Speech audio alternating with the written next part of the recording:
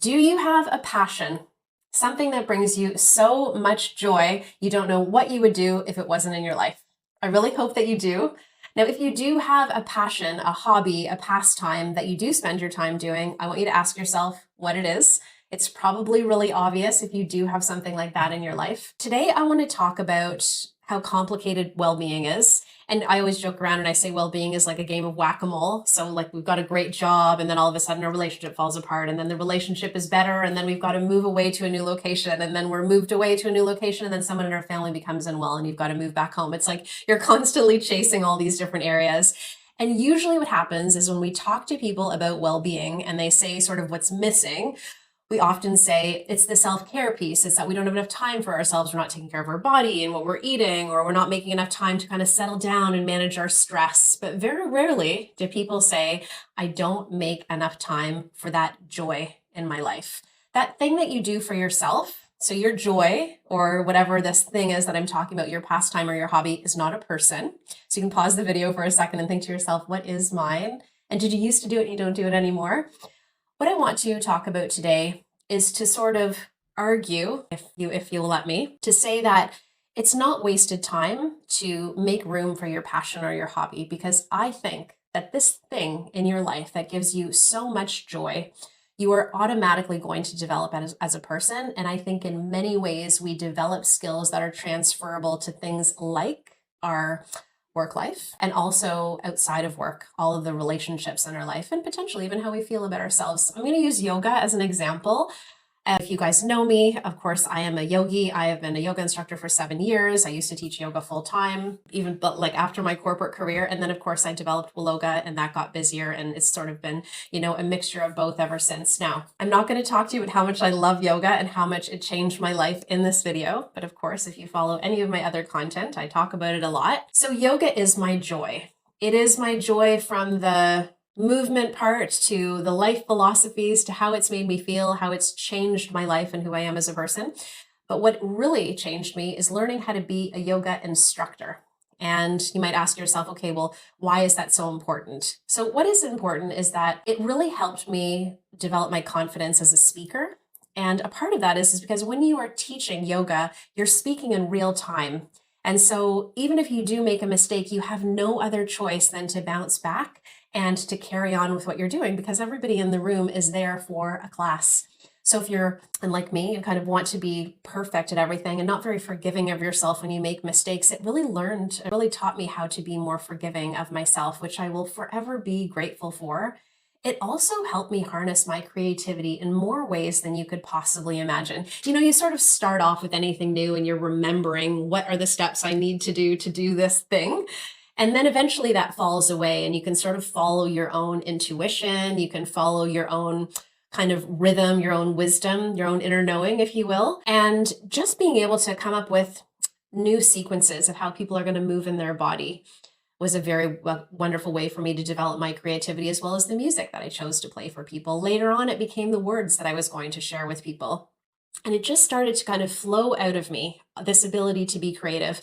Now, I would say that, yes, I am a creative person, but I haven't always been in a job that's allowed me to flex that muscle. And as soon as it was gone, I really noticed it. And so you may or may not know this about me, but I still teach yoga every morning, 5 days a week, before I start my job with WELLOGA. And honestly, I'd never give it away. As soon as I stopped teaching, I really felt like there was a huge hole in my life. And this whole idea of being able to balance your work and your life outside of work and your relationships and all of that, but not forgetting about like, what's your joy? What really fills you? It's not about the money that you potentially might make from this thing, but it's really about what does it do for you? The other things that it has really helped me with is building my confidence. So standing up in front of a lot of people, and you can think about this in your own life, right? You can think about anytime you step in front of a group of people, not everybody is always going to like you. And if you're one of those people who's a very sensitive person, like I would say I was in the past, now I'm less sensitive and more aware.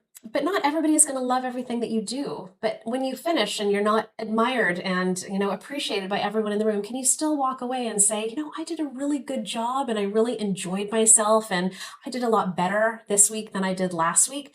That is something that learning how to teach yoga has done for me. I could honestly make this video like another 10 minutes long because I was sort of thinking to myself, how can I create more time in my day to do more things for WELLOGA? And, what am I willing to give up and sacrifice in order to make that happen? And I always come back to being a yoga instructor. Of course, it would be very easy to give up the 2 hours a day that I sort of go and I teach and I drive back and forth to say, well, that's a lot of extra time. But it just doesn't equate to being a happier, healthier, more balanced person, even if it means that my business is going to grow faster by me having this extra, essentially 8 hours a week in order to drive my business. So it is not a waste to have a passion, to make time for it. But I think it's your job and my job to think about what is it that we are getting out of this experience. Yours could be as simple as you love to laugh and you don't have enough time to laugh during the week. And whatever it is that you're going to do is allowing you to kind of release, be less serious. We don't have to be the perfect artist or the perfect athlete or perfect in any way to enjoy some of these hobbies and passions. But I think it's really, really important for us to maintain having something like that in our lives. When you're a kid, parents and adults are always saying you need to find lots of interests and lots of hobbies, for us to be well-rounded, right? And we do that so that we can enjoy all these different areas of our lives and also be interesting company and all the other things that come with it. But all of a sudden you get the job and the family and that seems to kind of slip away.